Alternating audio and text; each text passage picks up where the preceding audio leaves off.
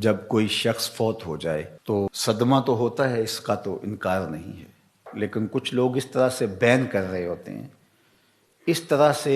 چیخ و پکار کر رہے ہوتے ہیں کہ ان کی زبان پر ناشکری کے کلمات کیا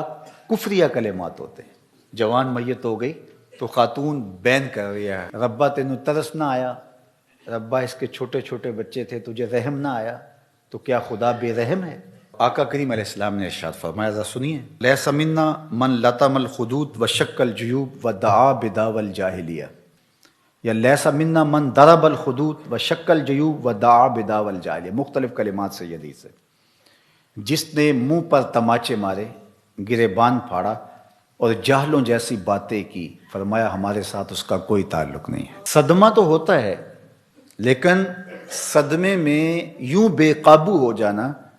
کہ سینہ کو بھی کرنے لگ جاؤ، گریبان نوچو، بال نوچو، تو یہ کسی بھی سنجیدہ اور متین شخص کا طریق نہیں ہوتا، اور اسلام سنجیدگی کا درس دیتا ہے، متانت کا سبق پڑھاتا ہے اسلام۔ غم کے اظہار کے 4 طریقے ہیں، دل غم زدہ ہو، آنکھیں اشک بہائیں، زبان سے کچھ کہا جائے اور ہاتھوں سے سر پیٹا جائے، چہرے پہ تماچے مارے جائیں، گریبان نوچا جائے، سینہ کو بھی کی جائے۔ دل کا غم، آنکھوں کا غم، یہ رحمان کی طرف سے ہے، زبان کا غم اور ہاتھوں کا غم یہ شیطان کی طرف سے ہے۔ تو دل غم زدہ ہو، آنکھیں اشک بہائیں، شریعت منع نہیں کرتی۔ حضور علیہ السلام کے فرزند حضرت ابراہیم کا جب انتقال ہوا تو آپ کو جب بتایا گیا تو تشریف لائے اور بیٹے کے سرہانے پہ کھڑے ہوئے، وَأَيْنَ رَسُولِ اللَّهِ تَذْرِفَانِ صلی اللہ علیہ وآلہ وسلم، حضور کی مبارک آنکھوں سے مسلسل آنسو بہ رہے تھے، اور آقا کریم علیہ السلام نے ارشاد فرمایا، ابراہیم دل غم زدہ ہے، آنکھیں رو رہی ہیں، لیکن زبان سے وہی کہوں گا جس سے میرا رب راضی ہوگا۔ تو دل کا غم، آنکھوں کا غم یہ رحمان کی طرف سے ہے، زبان سے واہ ویلا، شور و غل، اور ہاتھوں سے کام لینا اور تماچے مارنا، گریبان نوچنا، بال نوچنا، یہ شیطان کی طرف سے۔ حضرت ابو موسیٰ رضی اللہ تعالی عنہ جب بیمار ہوئے تو آخری لمحات تھے ان کے، تو ان کی زوجہ محترمہ ان کو سنبھالے ہوئے تھی، حتیٰ کہ حضرت ابو موسیٰ کا سر ان کی بیوی کی آغوش میں تھا، گود میں تھا۔ تو جب شوہر ہاتھوں سے نکلتا جا رہا تھا اور نبض کمزور پڑنے لگی، تو حضرت ابو موسیٰ کی بیوی نے چیخ ماری، تو حضرت ابو موسیٰ نے اس حالت میں ہی اپنی بیوی کی طرف غور سے دیکھا اور کہا، تو نے وہ سنا نہیں جو میرے حضور نے فرمایا تھا؟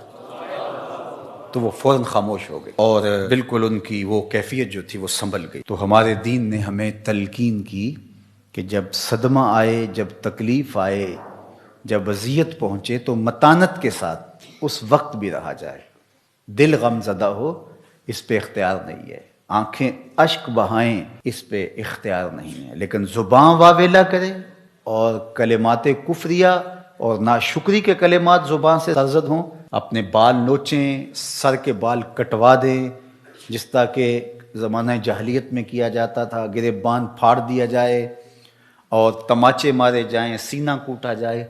تو یہ ہمارا دین ہمیں اس سے منع کرتا ہے، اس سے روکتا ہے، اور ایسا کرنے والوں کے لیے اتنی سخت وعید فرمائی کہ وہ ہمارے سے ہے ہی نہیں، اس کا ہمارے سے تعلق ہی نہیں ہے۔ ظفر اسے آدمی نہ جانیے،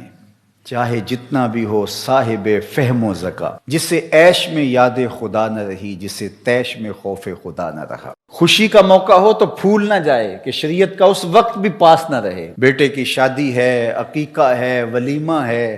کوئی عہدہ منصب مل گیا ہے، الیکشن جیت گیا ہے، تو